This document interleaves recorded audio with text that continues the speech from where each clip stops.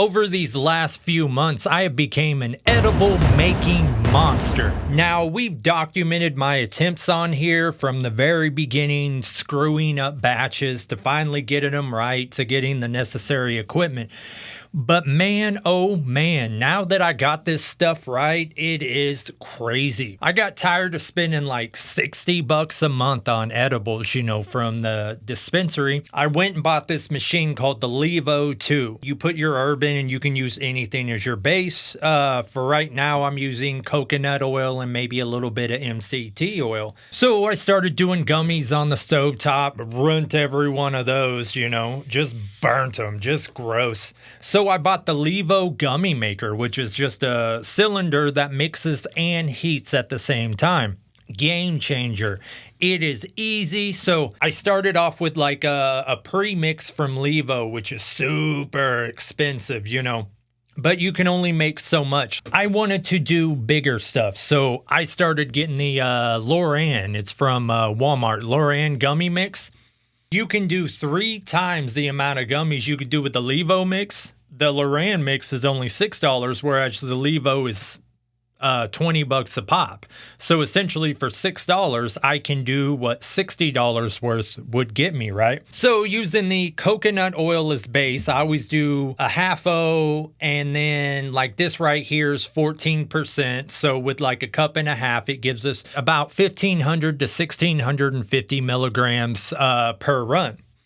So we've been doing the gummies. They work out very well. This time was crazy though, because see, there's so much math involved, right? So let's forget figuring out how much is going to be in your base. But once you figured out how much is in your base, like I say, let's say it's 1,630 milligrams, we now have to figure out how much we're putting into the recipe. Let's say the recipe calls for 5 tablespoons. So we have to do the math down from the 1,630 milligrams in the cup and a half all the way down to how many milligrams is in each teaspoon. Okay. And then once we do that, if you were doing an equal batch, meaning with your molds, let's say they're all 5 milliliters, then you're pretty well done. You know how much is in the recipe. Let's say it's, 300 milligrams. And let's say you're doing 100 gummies, just for the sake of argument. You'll know each one of those is going to be 3 milligrams, whatever.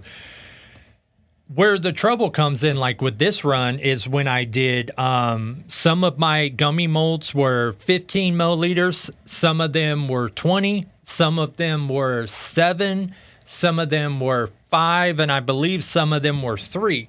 So I had a full sheet of paper trying to figure out my recipe exact. Of course, once you figure it out, for each time, right? So always trying something different though, trying I started adding potassium sorbate into them, and that gives them a longer shelf life.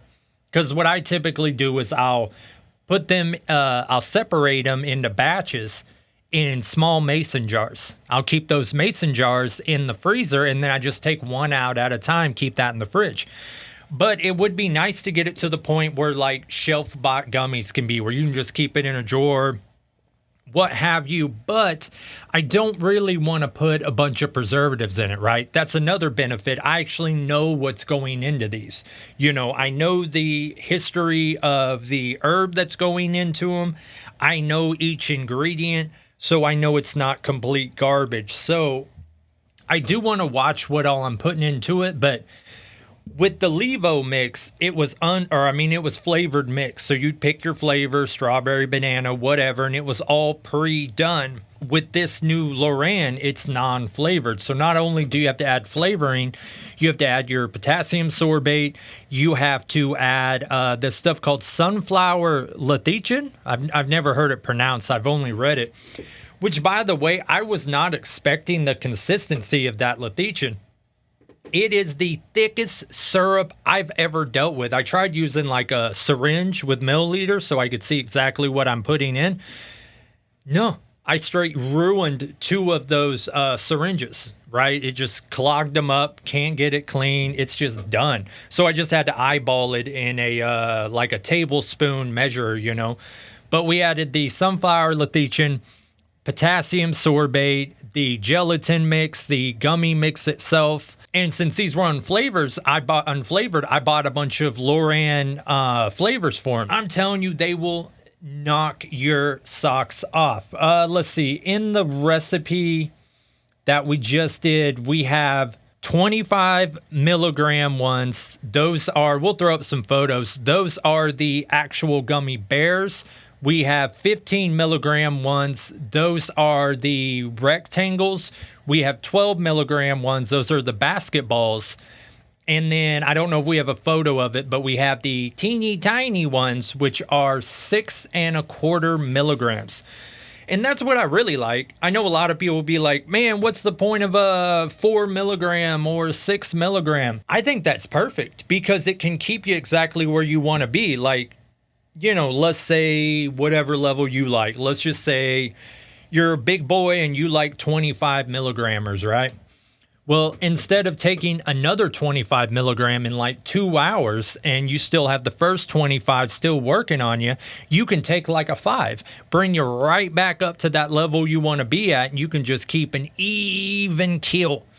You know what I mean? That's what I like. And that's why I really like the edibles, whether it's this or whether it's the MCT oil, whether it's distillate, whether it's like Green Dragon. You know exactly what you're getting. There's no surprises. There's no, oh, that just hit me crazy, you know.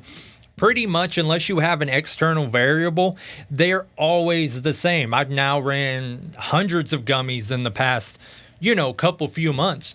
With this flavoring, though, since it didn't go all the way in, I don't quite understand this, but this is the second batch that something similar has happened over the past few months. When an element in your mix winds up burning, anybody who's ever done it on a stovetop will know what I mean by burning. Anytime an element inside of your mix burns, it's almost like it activates the THC in a different way. Because both times, the 5 milligrams, for example, they'll hit you like a 10. The 25s will hit you like a 40, you know. It seems to just either make it stronger or make it work within your system a little bit different. And like I say, I don't really care for the unpredictability. But as soon as we can figure that out, man, I mean, I have just become an edible making machine in here. You know, we got several recipes, we got several different strains that are going in, several different flavors, sizes, shapes, intensities. You know, it's just, well, it is an awesome thing. And even though it cost a couple $100, well, a few hundred if we're talking the equipment, but it cost a couple $100 to get all of these supplies. But all the supplies I bought in bulk, like that sunflower lecithin or what have you. I bought a big jug of it, and you're using half a tablespoon in each recipe. So even though I spent a few $100, I have enough supplies to, you know, run edibles for the next year with some of these ingredients, maybe even more. But yeah, that $60 a month was just killing me.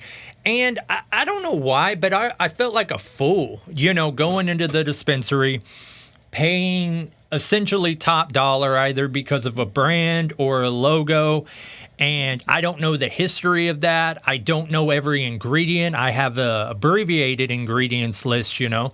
And within the state of Missouri, we keep getting all of these herb-related recalls where full-on distribution systems are being shut down, investigated, especially the micro businesses that we gave license to a few years ago. There's always some sort of health concern or problem. Me doing it within my kitchen, I know everything's sanitary, I know everything's great, and really that's why I would have been good at the micro businesses. I don't think we really talked about this, but Missouri had this thing where they're just now starting to build and open up, but they would give 3 rounds of marijuana micro businesses, okay? So you could be a micro dispensary or you could be a micro grow op. Now, the micro dispensaries can only buy from the micro grow ops and vice versa. It's not to interact with the big boys. It's to create like a craft beer sort of system. I made it through to the next part of multiple rounds, but in the end, they give you a list. It's randomized. It's picked by the Missouri Lottery. And I think I winded up number 28 on that list. And they were only giving out like 14 licenses in that round. So it would have taken, like 14 to not get approved. But yeah, I was all hands on deck ready. We already had the real estate. We already had it acquired. We had our blueprints. We knew what the building was going to look like. We knew what each room was going to be. And it was going to be a full-on cultivation license, but an industrial one, not the little one where they let you have 6 in your house or whatnot. This was going to be full-scale business. So these rounds of these licenses took really about a year altogether. So I had a lot of time to plan and play, and I wanted to be ready to hit the ground running. So that kind of got me into, well, how are our concentrates made? How are edibles made? How do you break down the plant into your concentrates or your butters or your oils? And yeah, and then after the licenses all got picked up and me not being one of them in the end, I had a little bit of equipment at that point. Funny story, too. More than half, if not 2/3 of the Missouri licenses have been revoked because an out-of-state business, this was just, you had to be a Missouri citizen, a lot of requirements. You had to have a net worth under $250,000. So a lot of out-of-state, big multi-million-dollar companies came in and they told individuals, sign up under your name. Here's a contract. We'll give you some of the profits. That winded up coming out, and they winded up getting like over half of the licenses that were issued. One company, I believe, out of Arizona or New Mexico, and they put one of the contracts online. The contracts were vicious.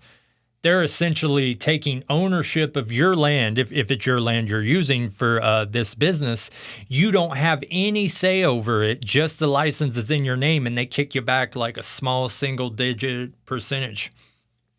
So hopefully they open that up for more rounds. The rounds are expensive though. You got to pay, I can't remember, I think it was $1,500 just for the privilege of applying for each of the rounds, So a lot of that, part of that you get back, part of it you don't. But yeah, so I've always been fascinated with just how to break down this plant. So with these edibles, man, I've been running and gunning. And I'm telling you, give me a couple more months, I'm going to be able to make anything, no matter what. I mean, you want something that's teeny tiny, that's 52.38 milligrams, or you want something extremely large that's 5.876 milligrams. You know what I mean? I'll be able to create exactly that. And like I say, it's just for me, though. I mean, I have a few guinea pigs who are just trying stuff out. I don't really care for like the 50 milligram stuff, but I know people who do. So, little fun to knock their socks off a little bit, But yeah, an edible making master, straight up monster. That is me. Ba-da-ba-ba.